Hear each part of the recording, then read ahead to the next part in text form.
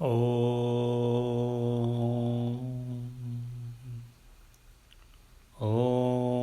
सहनाववतु सहनौ भुनक्तु सह वीर्यं करवावहै तेजस्विनावधीतमस्तु मा विद्विषावहै ॐ शान्ति शान्ति शान्तिः। अथ श्रीमद्भगवद्गीतासु उपनिषत्सु ब्रह्मविद्यायां योगशास्त्रे श्रीकृष्णार्जुनसंवादे सांख्ययोगो नाम द्वितीयोऽध्यायः। Hari Om. We are studying Srimad Bhagavad Gita, Chapter 2, Sankhya Yoga. Today we will try to understand the meaning of key words used, few concepts on Vedanta that would provide basis for contemplating the teachings of Bhagawan Sri Krishna from Sloka 11 onwards. Let us first understand the meanings. Who is Brahman? Brahman is the real essence of being, eternal, ever present, birthless, deathless, changeless, formless, permanent, and unseen. Synonyms of Brahman are Paramatma, Om, purest consciousness, Supreme Self, Supreme God, God Principle, and Life Principle. Let us look at each of the parameters mentioned synonymous in Brahman. What is Atman? Atman is considered as inner self of all beings. It is also considered one who shines as consciousness, illumines mind, and reveals thoughts in all beings is called Atma. What is consciousness? Simple understanding is awareness, responsiveness, or the state of being awake and aware of one's own surroundings. It also can be described as the state of understanding and realizing something. What is self? A person's essential existence thus that distinguishes from others. It can also be called as identity of a person, or it can be termed as ego. What is ego? It is the self of an individual person as a feeler, thinker, and perceiver, which distinguishes him from others. How do you understand the term jiva or jivatma? It can be understood that an individual self that is conditioned by body, mind, and intellect, bound by cycle of birth and death, can be called as either jiva or jivatma. Having understood the terms which are very frequently used in Vedanta, let us look at the important concept to understand who am I. I am in the nature of Satchidananda Swarupa. Sat means existence, Chit means pure consciousness, and Ananda means bliss, the life principle of all jivas. It is also considered that one should think about I am Aham Brahmasmi or I am Tattvamasi. Both are same, It represents that Brahman and I are same.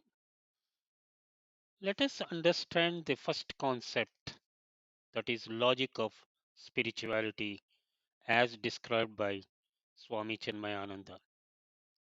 First part, all effects are due to a cause. Example, clay is the cause of a pot, gold as a cause of ornaments. Brahman, Supreme God, is the cause of creation of the universe. Second part, cause can be single, but effects are many. Clay can be Clay can make different shapes, sizes, and colors of pots.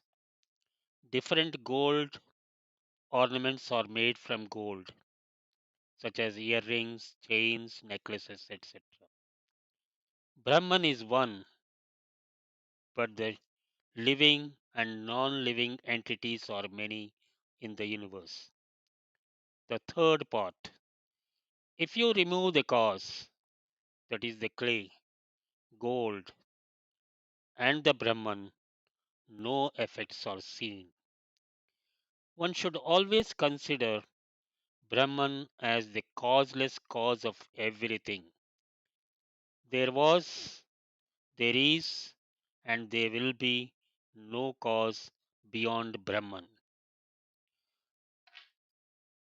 Let us examine the illustration and understand the deeper meaning.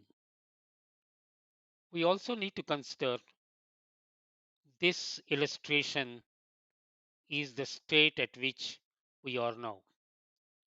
The Satchidananda Swarupa of capital I, the Om, life principle or God principle, is ever enlightening the individual jiva who has a body, mind, and intellect. The individual sadly does not recognize his true nature due to ignorance.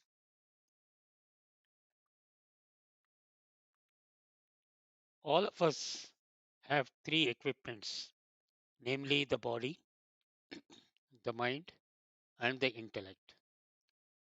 Body is called Sthula Sarira or gross body. Mind and intellect is called Sukshma Sarira, subtle body. Let us begin from the outermost layer or equipment, that is the body.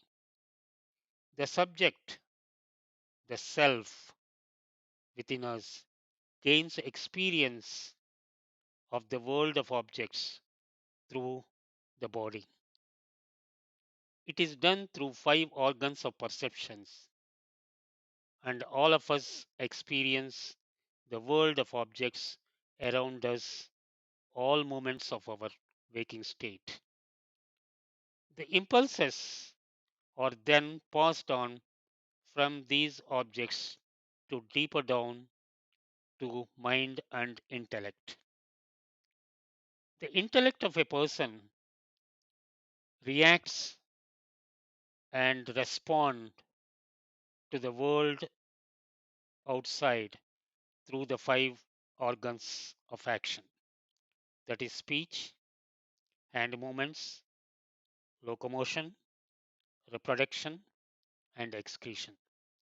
Example, I smell coffee, I hear good music, the rose is beautiful. When identified with the body, one becomes the perceiver of experiencing the world of objects. Let us examine the next layer, the mind and the intellect. It is a part of subtle body or Sukshma Sarira.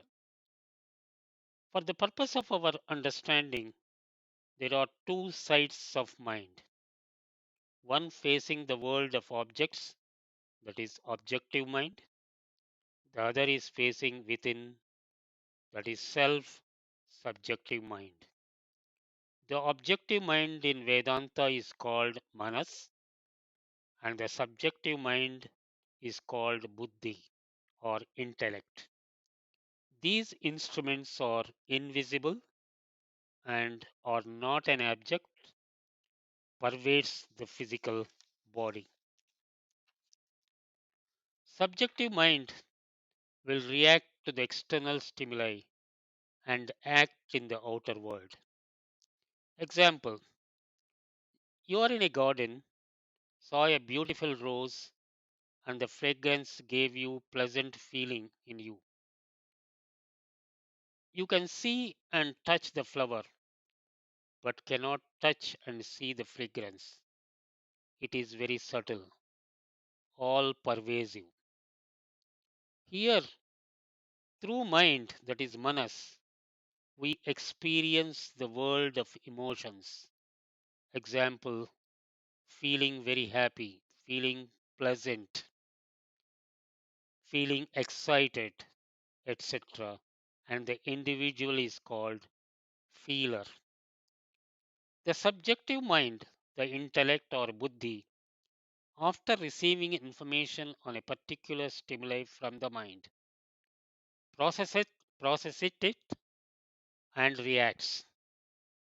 Here, through intellect, we experience the world of thoughts, good or bad, happy, sad, clean, dirty, healthy, sick, etc.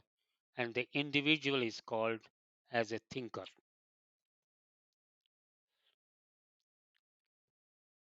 The perceiver, body level through five senses, feeler, mind level, and thinker, intellect level, works at the ego level. The ego level is called ahankara. Otherwise, we can depict as I-ness or minus. Example: the taste of coffee is excellent, body level. I feel happy, mind level. I am thinking if I should go to a cinema or a concert, level of thinker. If you carefully read, all of them have I, the ego. The vasanas are deep impressions or inclinations that are acquired in this life or inherited from the past lives. Due to these impurities in our mind and intellect, which covers the pure self consciousness or supreme God, that inhibits or hinders the self realization in many of us. Bhagawan Sri Krishna shows the path on how to purify the mind and intellect and reduce the effect of vasanas to attain self realization in Bhagavad Gita. ॐ पूर्णमदः पूर्णमिदं पूर्णात् पूर्णमुदच्यते पूर्णस्य पूर्णमादाय पूर्णमेवावशिष्यते ॐ शान्तिः शान्तिः शान्तिः